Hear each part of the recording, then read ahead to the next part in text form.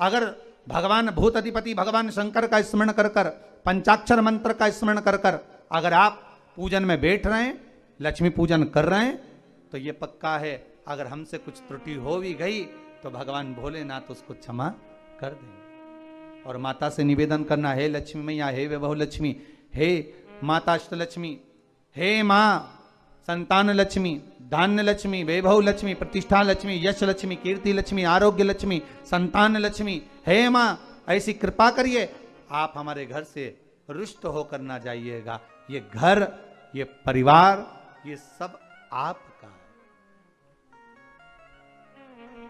सब आपका,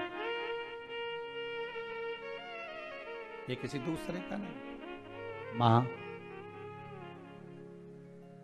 पूजन करते समय माता लक्ष्मी से जरूर कहें, मां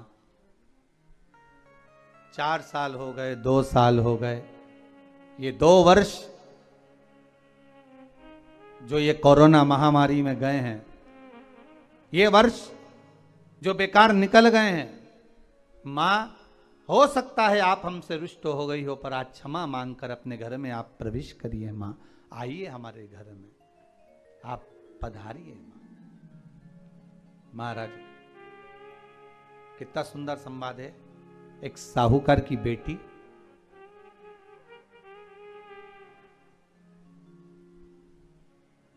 साहूकार की पुत्री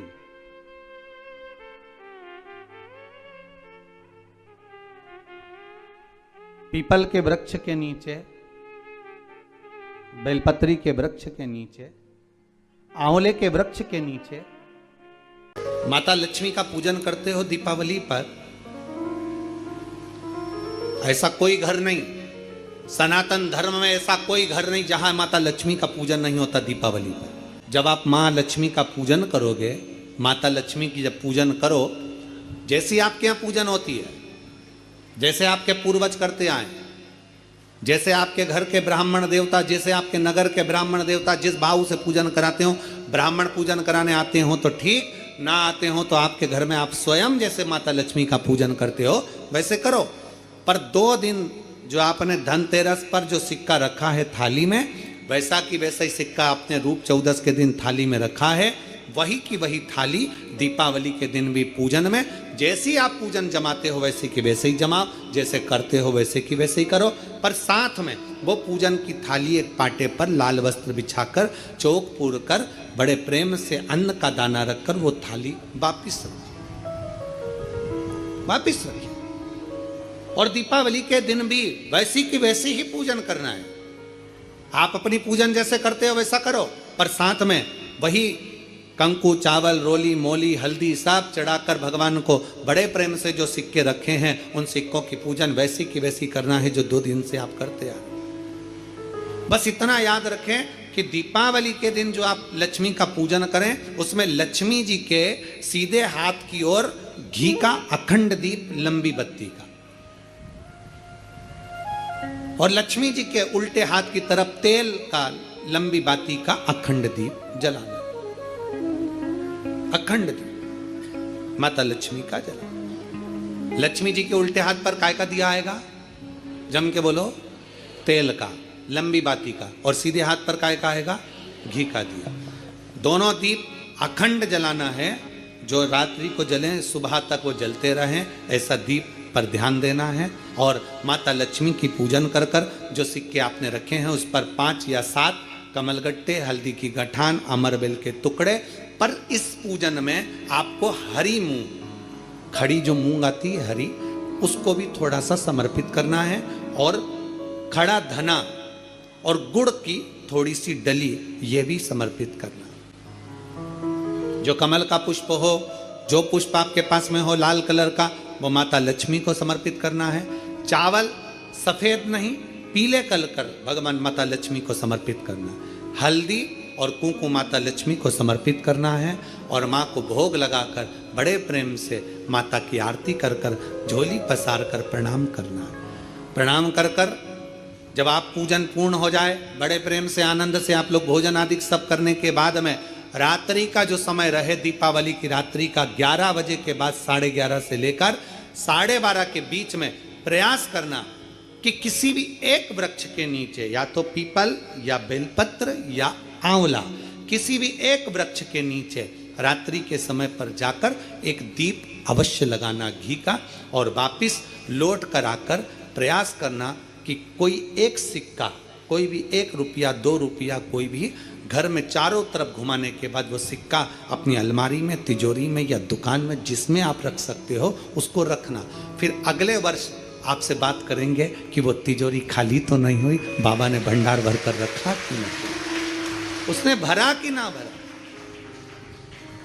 प्रयास करें। लक्ष्मी पूजन का बस पूजन जैसे करते हो, आपके जैसे ब्राह्मण ने बता दिया, जैसे माता पिता ने बता दिया, जैसे पूर्वजों ने बता दिया, जैसे घर में करते आए हो वैसी की वैसी लक्ष्मी पूजन करो। ज्यादा ढोंग प्रपंच में नहीं पड़ना, किसी ने कहा ऐसा कर दो ना, किसी ने कहा वैसा कर दो ना। अपने आनंद के साथ आप लक्ष्मी की साधारण पूजन जैसे करते आए हो वैसे की वैसे करो। बस वो सिक्के की पूजन आपको 5 दिन तक करना है। तो दीपावली के दिन कौन सा दिन हो जाएगा? तीसरा दिन पूर्ण हो जाएगा। फिर पड़वा के दिन का नियम, फिर दूज के दिन का नियम अभी अपन कथा में सुनेंगे। नियम से धारण कर कर माता लक्ष्मी का स्मरण करिए। प्रत्येक अमावस्या को दीप लगाने जाती थी, उसका नियम था।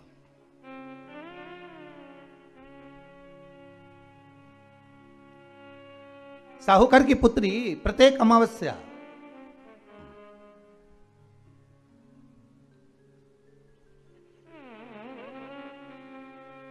तीन दीप, एक बेलपत्री के नीचे, एक आंवले के नीचे, एक पीपल के नीचे लगाने जाते। महाराज आज नारायण ने कृपा कर दी, और क्या कृपा करी कि आज सरस्वती, पार्वती और लक्ष्मी तीनों इन वृक्षों के नीचे जाकर विराजमान हो गई। पार्वती मैया तो पहले से ही बेलपत्री के नीचे है,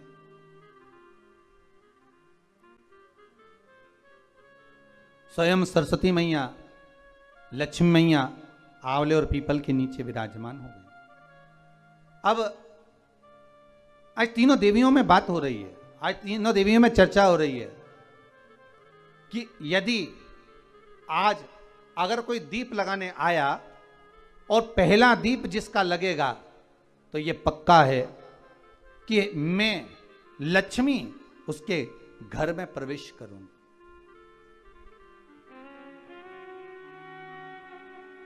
सरस्वती जी बोली, जो पहले बार दीप लगाने के लिए प्रथम में आएगा मैं उससे अपनी सहेली बना लूंगी, उसको अपनी मित्र बना लूंगी। पार्वती जी बोली, जो प्रथम दीप लगाने आएगा, पार्वती जी कहती हैं मैं भगवान शिव से कहकर उनका कल्याण करवा दूंगी। अब ये साहूकार की बेटी, वो साहूकार जो कहने का तो साहूकार था, धन पूर्व में बहुत था, पर अब इसके पास में कुछ भी नहीं बचा था।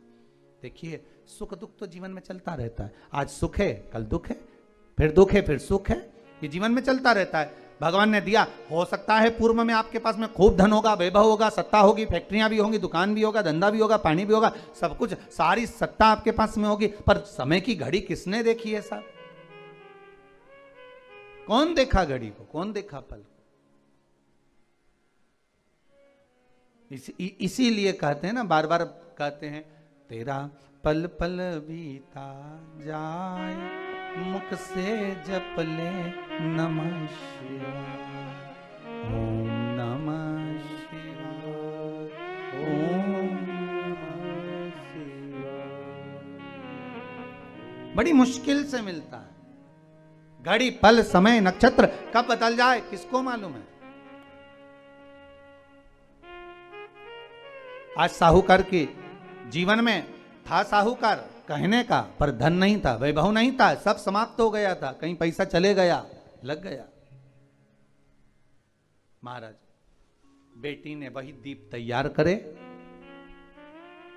दीपावली की अमावस्या नहीं थी, पर दूसरी जो अमावस्या थी उस अमावस्या पे उसने दीप लगाया। जैसे दीप